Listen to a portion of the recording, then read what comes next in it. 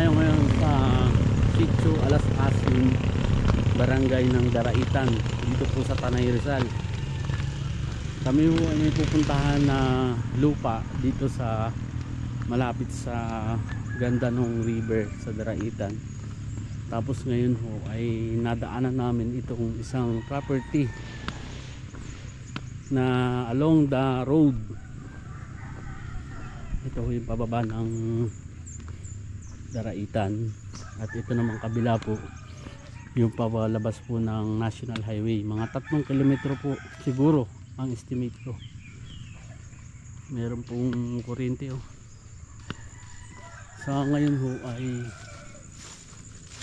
meron po tayo ditong nakitang overlooking view, pero on the spot po ito na hindi ko pa alam po yung sukat.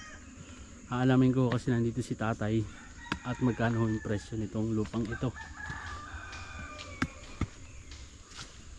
Marami pong tanim na niyugan at marami po ang tumawag sa atin na naghahanap po na malapit sa Manila. Dito lang po ang gusto nila sa Tanay area, ay di naggala po tayo. Yan, ganda nga. Ilan daw ang sukat? Ah, 3,000. Okay ah. Pero ganda. 3,000 square meter to tay?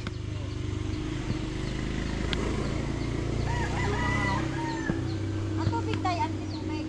Ha? May tubig. Oo, may tubig yan. Ano, water yan, no? Nagbigay ko na nga doon ng segundo ko. Ganda nga po.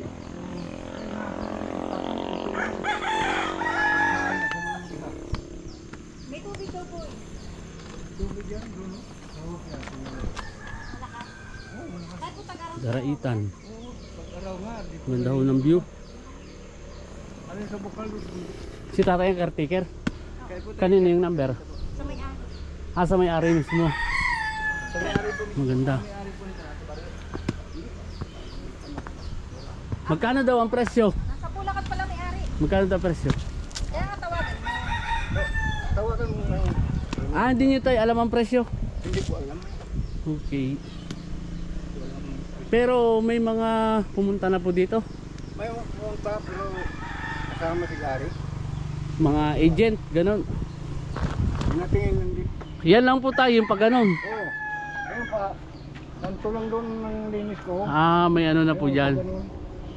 Ang ganda nga ho nito. Ganda po. Pang ano. Nasa tabi ng highway, 3,000 square meter.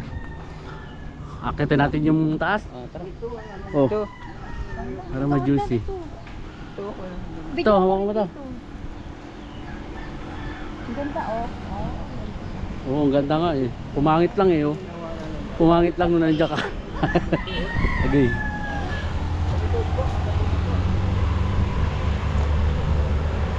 Yan po yung papunta ng Daraitan na. Ang maganda ho nito, yan po yung road.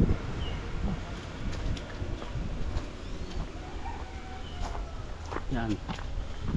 Si tatay ang caretaker. May number po dun sa baba.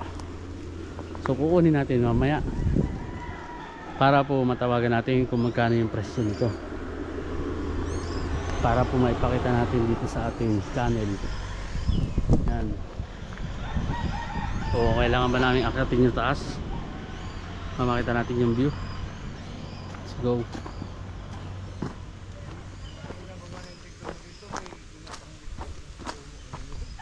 $3,000 square meter. Yung presyo wala pa. May titulo. Tawagan mo yung may-ari. So hindi natin alam kung may titulo o ano. Dapat na matawagan. Pero sabi ni tatay, dito natin daw po. Titulado kasi may mga resort na dito eh. Pero kakausapin po muna namin yung seller para maalam po natin yung status. Oo, paakyat.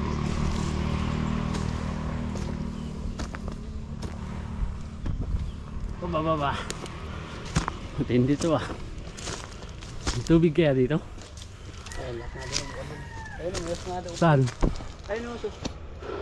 Binibigyan na nga daw niya yung tubig eh. Pagka daw summer, dito na naigib yung mga taga dito. Daming taniman oh. Daming bunga pati eh. No? Eh, hanggang tubig niya kuya. Ha? Ano nga yung tubig niya? Ito. Ayun pa oh. Hindi daw yun. Ah, hindi na yan?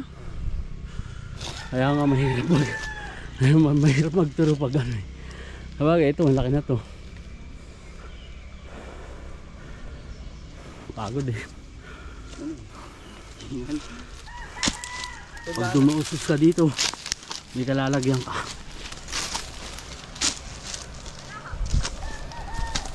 Dito lang pa.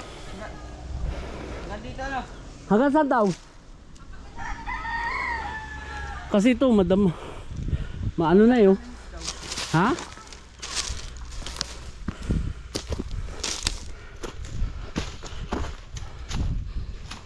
Yan o. Oh, ibig sabihin, hindi na yan. Kaya kuya, tubig yun.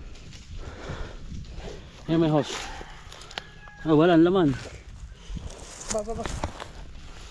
Sige, magtambalilong ka dyan.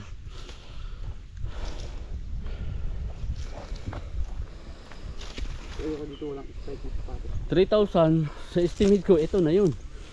Kasi magmula dun eh, paikot eh. Hanggang dun. Ito, hanggang dito sa nyug na yun. Doon na sa nilo.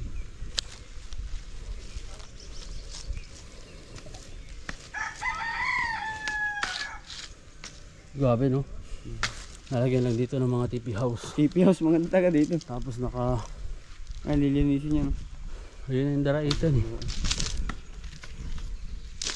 Dito po sa mga nadaanan namin, marami po mga magagandang resort. Tapos maganda po yung kalsada kasi walang rough road. Ayun Mga nga po. bagong talim pa. Pero posibleng hanggang dito na lang po. Kasi madama na eh. So tayo tingnan natin. Ah, grabe to. Bakilid. Ano. Balik. Ay, bibidyo ko muna sa cellphone. Yun lang muna sa ngayon. At ang detalye po, magtatawagan po tayo. At tatawagan din po namin yung seller. Dito po kami sa Sitio Alas Asin, Barangay Daraitan, Tanay Rizal. Yun. I-interview ko rin mamaya si tatay.